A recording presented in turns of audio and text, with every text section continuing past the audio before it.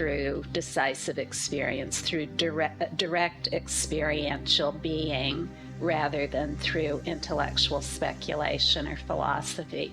Now, it's very, very important to know the distinction between those two. Philosophy is just a head trip unless it becomes experiential. When it's experiential, then it's lived. Then we have a true love of being when it becomes experiential. So this is a very, very important part about understanding the nature of who we are. Right now, what we're going to look at together is what is attentive to all of that. So while we've been looking at the insubstantiality of thoughts, emotions, experiences, identity, right now we're going to look at what is attentive to that. So I'd like everyone to just relax, to rest the mind completely, and notice what is attentive to the next thought that appears, that attentiveness, that readiness to know. And having identified that, just to be as it, to rest as it, to rest as that which really can't be identified as anything. When we rest as that attentiveness, when we rest as that readiness to know, we rest as awareness. And when we rest as that, we see that it isn't located anywhere. Where is it?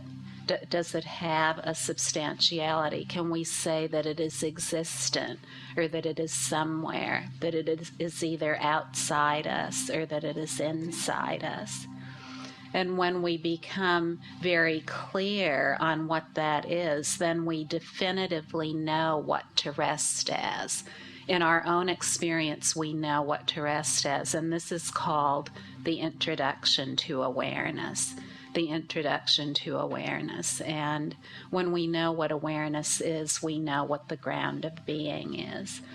That awareness that is attentive to what appears within it is not separate from what appears within it. It's the attentiveness of awareness and what appears within awareness are inseparable, in the same way that the sky and a rainbow are inseparable, or in the same way that the sky and the color blue are inseparable. They can't be separated from each other. So the readiness to know, attentiveness, awareness, all those terms are synonymous, and what appears are inseparable and are insubstantial. And just that seeming presence of pure being is the nature of reality. That's the only nature of reality. When we rest as that, then we rest as that which is without identity. It's out without a subjective identity and without an objective identity. We further simplify what I've just described by the simple statement that within the all-encompassing pure view of awareness, all points of view, no matter what they are included and contained.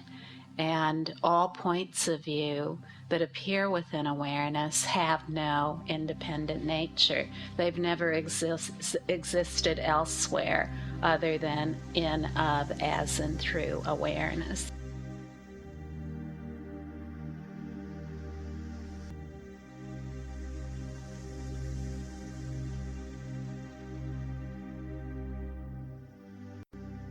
When we understand the process of our being in this simple way, then we don't need to go any further in terms of asking what to look for. We can stop searching once we've identified that awareness. That's the time to call off the search. After that, there's nothing to search for. And to continue to search is futile after that introduction. All we can do then is gain more familiarity with that ground awareness. And as we do that, it becomes more and more lucid. It becomes more and more clear. It becomes more and more wise. It becomes more and more loving. Not that it ever increases or decreases with any of those aspects, but in our own experience as a human being, it seems to increase. We seem to have more and more experience of the capacity to love, more and more of the experience of skillful means and wisdom, more and more of the capacity to provide profound benefit to ourselves and to others. So you see, all of this is alive and well and living as full potential just in that instant of introduction to awareness, that instant of identifying awareness. All of that is already accomplished and contained within it. All of the greatest powers you've ever heard about are contained in that instant of the introduction to awareness. And we've all heard about all of these incredible powers that are possible. I'll talk about that a little bit more later, but for now, I want to stay just with this simple matter of the identification of awareness as the ground of being, and how we move through a very gradual, self-affirming process of gaining more and more familiarity with awareness until it is permanent and obvious at all times. First of all, by the power of resting imperturbably as awareness for short moments, repeated many times in a totally uncontrived way, it will become automatic and continuous. And what that means is that in the beginning it may be an instant a day. The next day it may be a few instants, and then the next day it might be one instant again.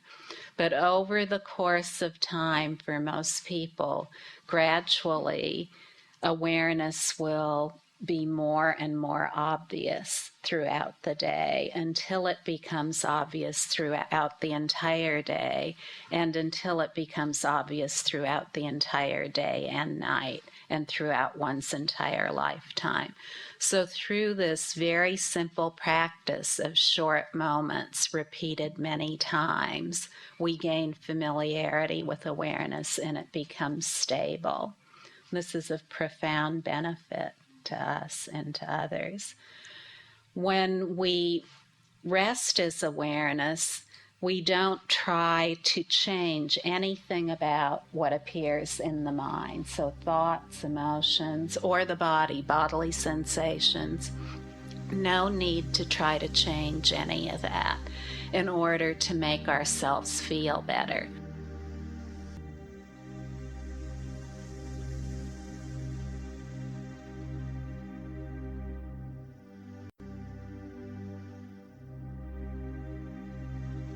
Once we've identified awareness, we know where to go for total well-being. We know that well-being isn't located in the appearances, it's located in awareness. And to try to make well-being out of appearances is to try to make well-being out of nothing, because appearances don't have an independent nature or power of their own. It's impossible to make well-being out of them unless we rest as them. When we rest as them, we rest as awareness. We don't rest as the description of what appears. And as we do this, the simple process of it is that whatever appears, appears in our thoughts or our emotions or sensations, our experiences, in a totally unfabricated way. In other words, we don't try to artificially change it. Whatever it is, it appears in that way, simply as it is. And as we gain more familiarity with resting as that, what we notice is that what appears vanishes naturally in and of itself. It's its own undoing. It disappears in and of itself, like the flight path of a bird in the sky or a line drawn in water. No effort is required for the flight path of a bird in the sky to disappear or appear, not either one. In either case, they're insubstantial. And with a line drawn in water, it's its own undoing. Nothing needs to be done to resolve the line drawn in water. It resolves itself. And such is the case with everything that appears within awareness. Everything that appears within awareness is the dynamic energy or luster of awareness. It's the glow of awareness, the adornment, the ornament of awareness. It isn't anything other than awareness. When we rest as awareness, we become more and more familiar that this actually is the case. We become familiar with it in our own experience rather than just as a philosophy.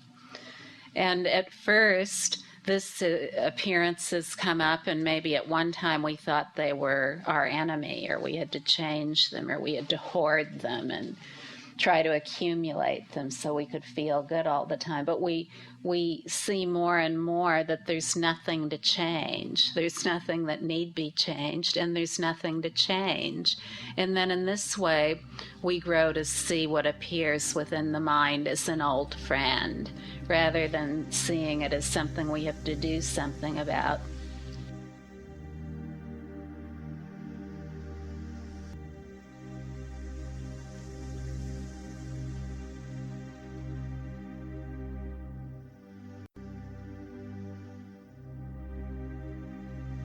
Initially, we start to see these appearances as an old friend. Maybe not the first day, but the more we rest, the more we'll see all appearances as an old friend. And we'll start to actually look forward to things that we used to not like to do, because we want to see how we're going to be able to rest as awareness in that situation. So, in that sense, we begin to become fearless.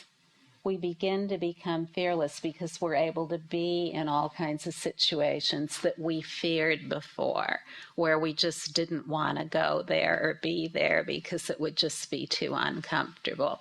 And so we go from seeing life as kind of a struggle, or as absolutely a struggle, to perhaps seeing life as more and more of an adventure.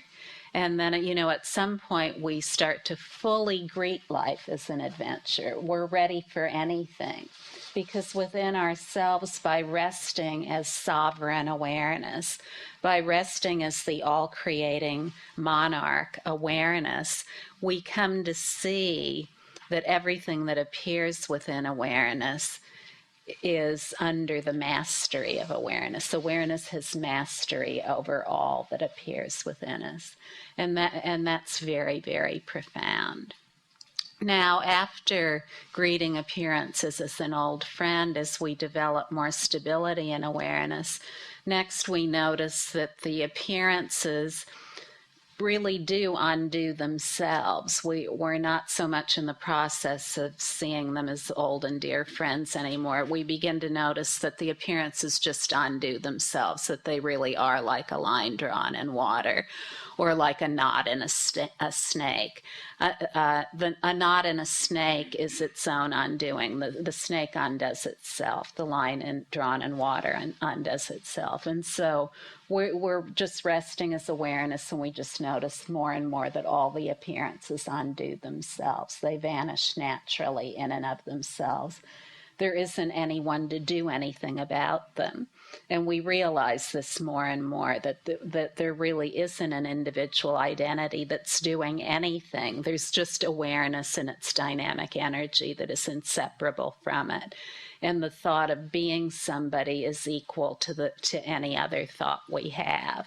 And whether we have the thought of being somebody, or the thought of being nobody, or the thought of anger, the thought of happiness, all of them are equally insubstantial. So there's no personal identity to examine in that sense. Do you understand what I'm saying?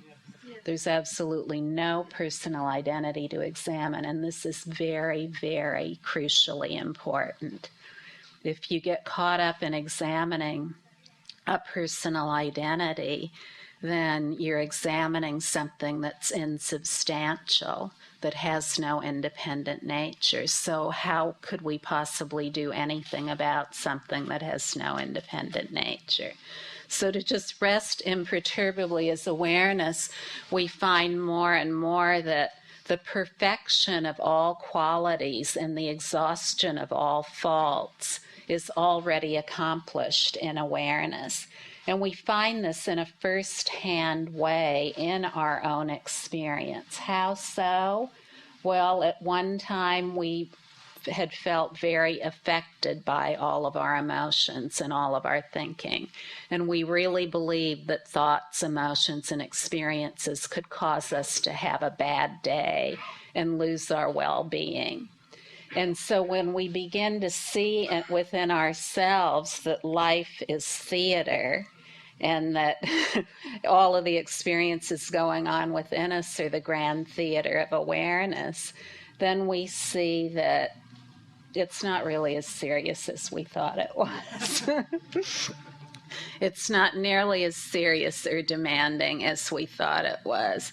And life isn't as much effort as we thought it was either, that all this efforting to be a good person is already complete within us. And when we rest as awareness, we see that. We see that all these emotions we tried to process in order to resolve them and feel better, that they're already resolved. And we get more acquainted with that by the power of resting as awareness. No other way. There's no other end to emotional processing other than the power of awareness. There's absolutely no other end to it. In that, all negative or afflictive states are completely resolved and exhausted by the sole power of resting imperturbably as awareness.